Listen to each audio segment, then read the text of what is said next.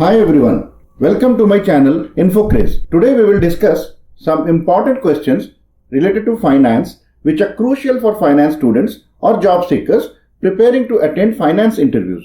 All the questions discussed here are very important and thus you should watch this video till the end. If you find this video useful, please like the same and share it with your friends.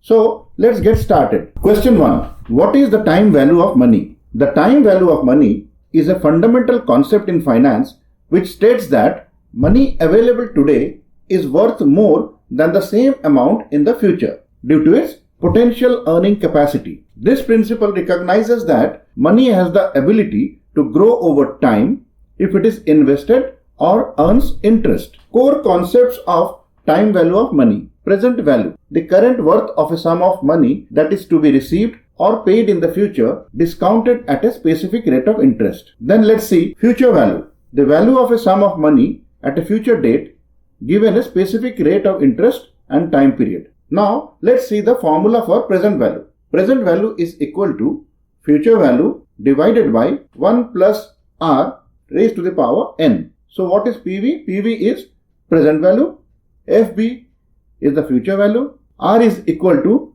rate of interest, and n is equal to number of periods. The next question we look at here is, what is the difference between equity and debt financing? Equity financing involves raising capital by selling shares of the company to investors. The investors in return become partial owners of the company and may get share in the profits through dividends. Debt financing involves borrowing money in the form of loans or bonds which must be repaid with interest over time. Thus, equity financing does not require repayment by the company and dilutes ownership, whereas debt financing does require repayment by the company and retains ownership. Now let's see question number 3. How to assess the financial health of a company? The financial health of a company can be assessed through various metrics. Let's look at some of these. Profitability ratios, liquidity ratios, leverage ratios, efficiency ratios.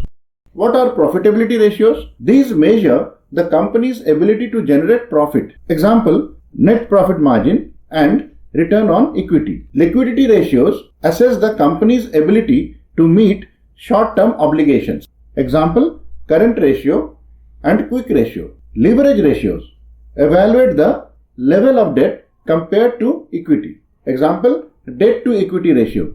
And then efficiency ratios indicate how well the company uses its assets. Example, inventory turnover and asset turnover. Now we have question number 4. What is break-even point? The break-even point is the level of sales in units or revenue at which business's total revenue equals its total costs. At this point, the company neither makes a profit nor incurs a loss. Thus, it breaks even. Key components of break-even point are fixed costs. These are the costs that do not change with volume of production or sales. Example, rent, salaries, insurance, etc. Whereas variable costs are the costs that vary directly with production or sales. Example, raw materials, commission, etc. Selling price per unit, the price at which each unit is sold. Then we have contribution margin. This is the difference between selling price per unit and variable cost per unit. Thus, we will now look at the formula for break-even point. So, break-even point in units is equal to fixed costs divided by selling price per unit minus variable cost per unit, which means fixed cost divided by contribution per unit. And if you want to look at the break-even point in revenue terms, it is equal to fixed cost divided by contribution margin ratio. And what is contribution margin ratio? It is the ratio of contribution margin and selling price per unit. The next question, that is question number 5. What is zero-based budgeting? Zero-based budgeting is a budgeting method where every expense must be justified for each new period, starting from a zero base. Unlike traditional budgeting, which adjusts previous budgets by incremental amounts, zero-based budgeting requires a complete re-evaluation of all activities and costs. With this, we come to the end of this video. If you find this video useful, please like the same and share it with your friends. Please subscribe to my channel for many more interesting videos in the field of finance, accounts and costing. Thanks for watching.